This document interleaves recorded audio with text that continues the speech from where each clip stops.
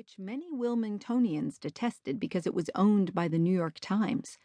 A popular bumper sticker read, "Don't ask me, I read the Wilmington Morning Star." We drove to Pennsylvania every year in a Volvo to visit my grandmother. Another sticker aimed at tourists, I-40 West, use it.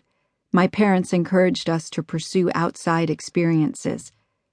They were rarely illiberal, even in matters of which they had no direct knowledge.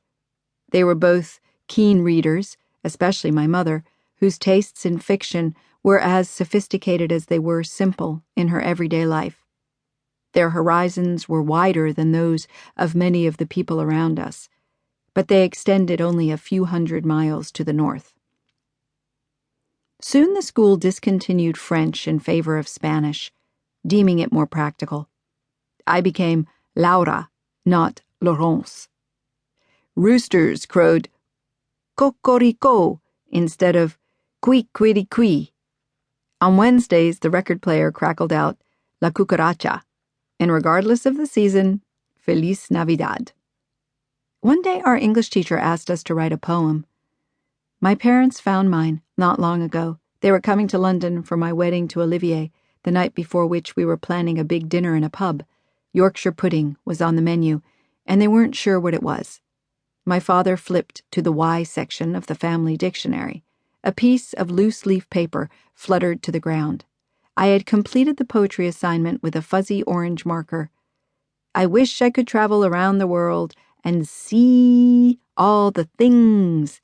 Oh, I would see all the countries and beautiful customs. Oh, I would see all the countries, Romania, Greece, and all. I would see all the beautiful cultures. I wish I could. Oh, it would be so interesting. I wish I could travel around the world. Oh.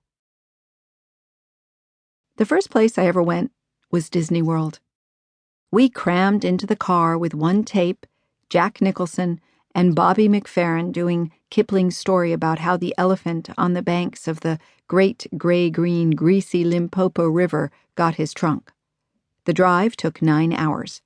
Myrtle Beach, where we stocked up on bang snaps and Roman candles, Savannah, St. Augustine, Daytona Beach.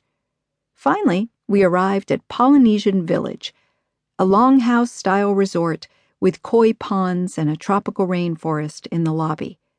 I pulled on tube socks and white sneakers and slung a purple plastic camera across my chest. Disappointment quickly set in. I was too scared to ride Space Mountain. Cinderella's castle held little allure. I was more interested in foreign countries than magic kingdoms.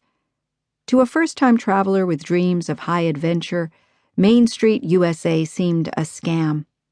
A staycation in the guise of a trip down memory lane. The windows of the shops were filigreed with the names of fake proprietors. I clocked a barber shop and some fudge kitchens.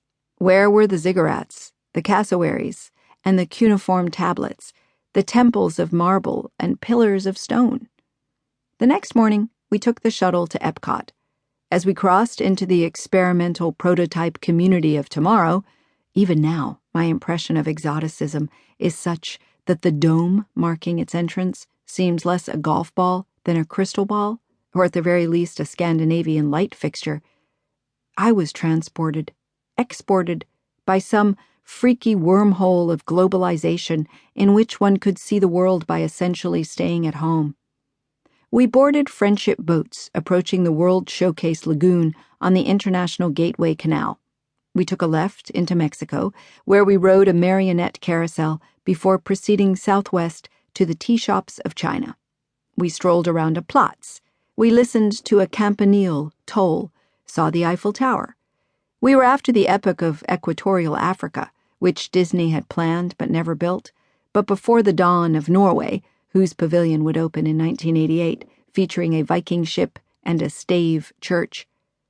Pubs and pyramids were coeval.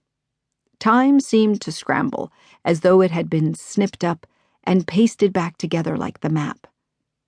All areas of Morocco are wheelchair accessible, the literature advised.